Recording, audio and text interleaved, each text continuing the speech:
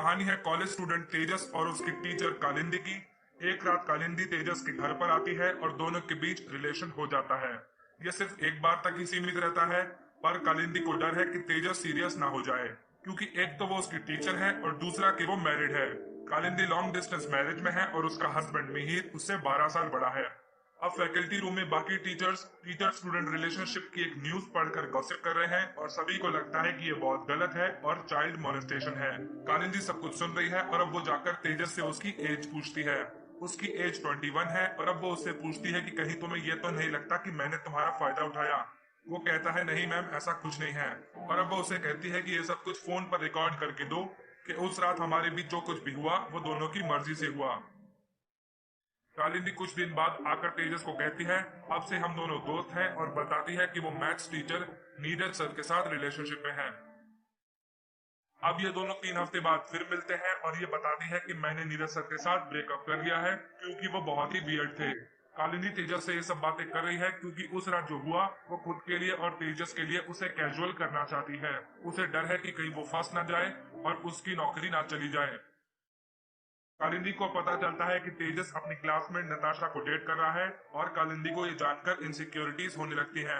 कालिंदी अब नताशा और तेजस को स्टॉक करती है और फिर जाकर नताशा से क्वेश्चन करती है कि तुम कॉलेज में राहुल के साथ बैठती हो, कैंटीन में आकाश के साथ खाना खाती हो और शाम को तेजस के साथ घूमती हो।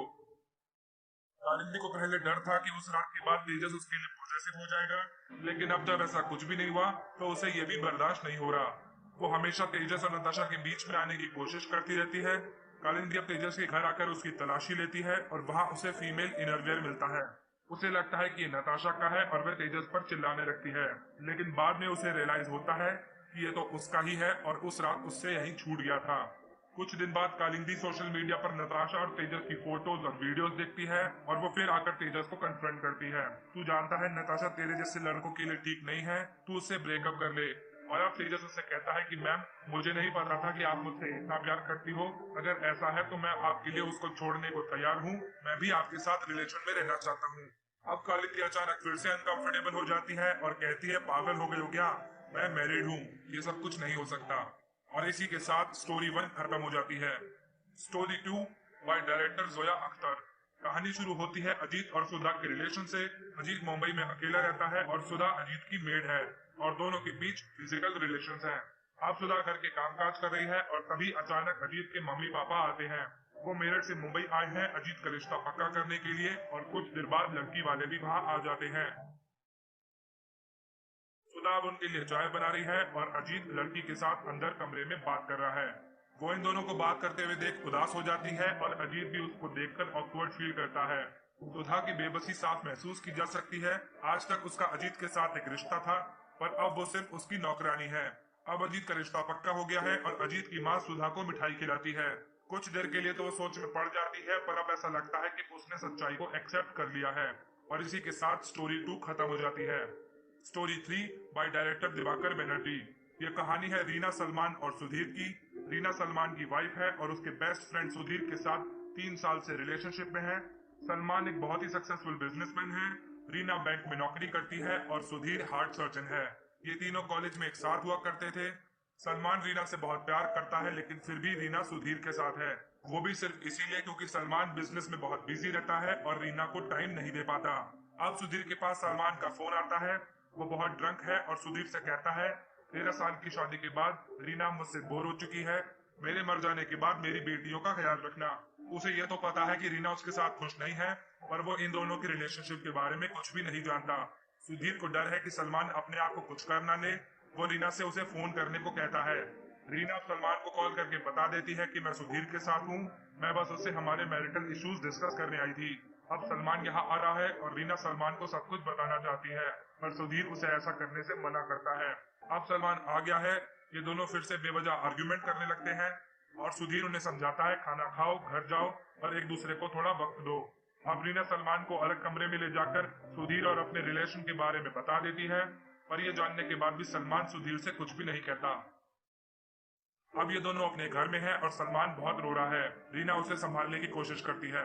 अब ये तीनों फिर सुधीर के घर पर है। रीना अब सुधीर को बताती है कि मैंने सलमान को सब कुछ बता दिया है और उसने मुझसे सिर्फ 2 बातें कही हैं। एक कि ये सब कुछ बंद कर दो और दूसरा कि सुधीर को मत बताना कि मैं ये सब कुछ जानता हूँ। और इसी के साथ स्टोरी 3 खत्म हो जाती है। Story 4 by director Karan Johar. ये है रेखा और ये है मेघा। रेखा एक लाइब्रेरियन है और मेघा टीचर। मेघा स्कूल के बाद अरेंज मैरिज के लिए पारस से मिलने जाती है। पारस एक बहुत ही सीधा साधा सिंपल लड़का है। दोनों एक दूसरे को पसंद करते हैं और इनकी शादी भी हो जाती है।